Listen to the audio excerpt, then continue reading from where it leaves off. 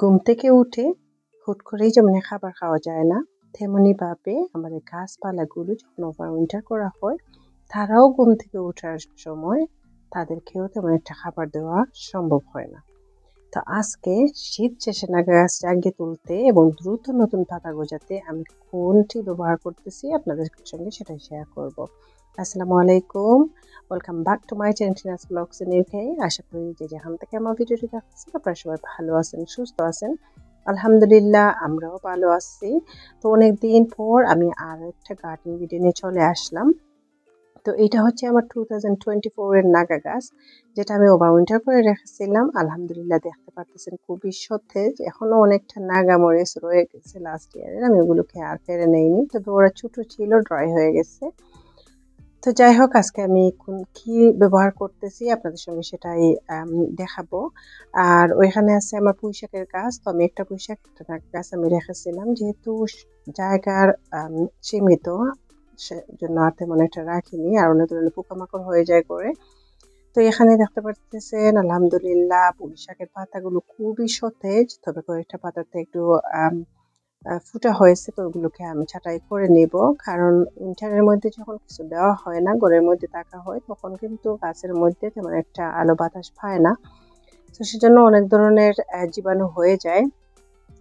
তবে এই বছর কোনো ধরনের পোকা হয়নি আলহামদুলিল্লাহ, ওইটাই আল্লাহ দরবারে শুকরিয়া। নতুবা পোকা হলেই আমি গাছগুলোকে আর রাখতে পারি না, আমি ফেলে দিই। তো এখানে আমি কয়েকটা পুঁইশাকের ডালও ভিজিয়ে রাখছিলাম, তো ওইগুলোও শিকড় দিয়েছে। তো এই তো আমার গাছগুলো আলহামদুলিল্লাহ। তো আজকে আমি যেটা ব্যবহার করব, এখানে আমি 1 লিটার পরিমাণ পানি নিচ্ছি। তারপর আমি 1 টিস্পুন পরিমাণে এপসম সল্ট নেব, নিয়ে ভালোভাবে শেক করব। তো ওইটা আমি পুরোটা গাছের মধ্যে শিকড়ের মধ্যে স্প্রে করে দেব। তো যদি গাছের কিছু অংশ শুকিয়ে যায়, তবে শুকনো অংশ ছেটে দিতে হবে। যেমন আমার ডালের উপরের অংশ একটু শুকিয়ে গেছিল, আমি ওইটাকে কেটে দিচ্ছি।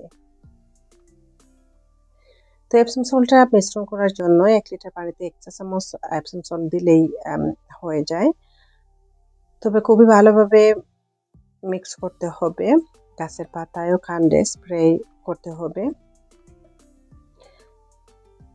আর প্রতি 10-15 দিনে একবার স্প্রে করলেই আলহামদুলিল্লাহ এই ঘুমন্ত গাছগুলো খুবই সুন্দরভাবে জেগে উঠবে।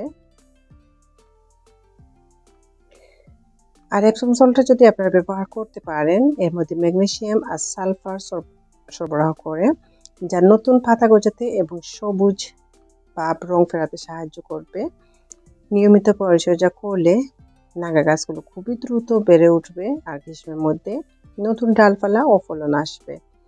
আর পুঁইশাক গাছগুলোতে এপসম সল্টের বিকল্প নেই, যেহেতু এগুলোতে অনেক পাতা হয়। সেজন্য এপসম সল্ট যদি নিয়মিত ব্যবহার করা যায়, গাছের পাতাগুলো প্রচুর পরিমাণে পাতা আসে, প্লাস ওইগুলো খুবই গ্রিন থাকে। তো এইটা আমরা ব্যবহার করে গাছগুলোকে জাগিয়ে তুলব, তারপর ধীরে ধীরে আমরা খাবারটা দেব। তো আমি নেক্সট ভিডিওতে আপনাদের সঙ্গে শেয়ার করব কোন খাবারটা দেব, যাতে করে গাছগুলো হুট করেই শক্ট না হয়ে যায়। কারণ যে কোনো জিনিসই আপনি মানুষ বলেন, ঘুম থেকে উঠেই কিন্তু হুট করে পেট ভরতে খাবার খাওয়া যায় না। তেমনিভাবে আমাদের গাছগুলোকে আস্তে আস্তে করে পরিচর্যা করতে হবে, রেডি করতে হবে সামারের জন্য। তারপর খাবার দিলে ওইটা ওদের তেমন একটা কষ্টদায়ক হবে না, গাছগুলোকে বেড়ে উঠতে সাহায্য করবে।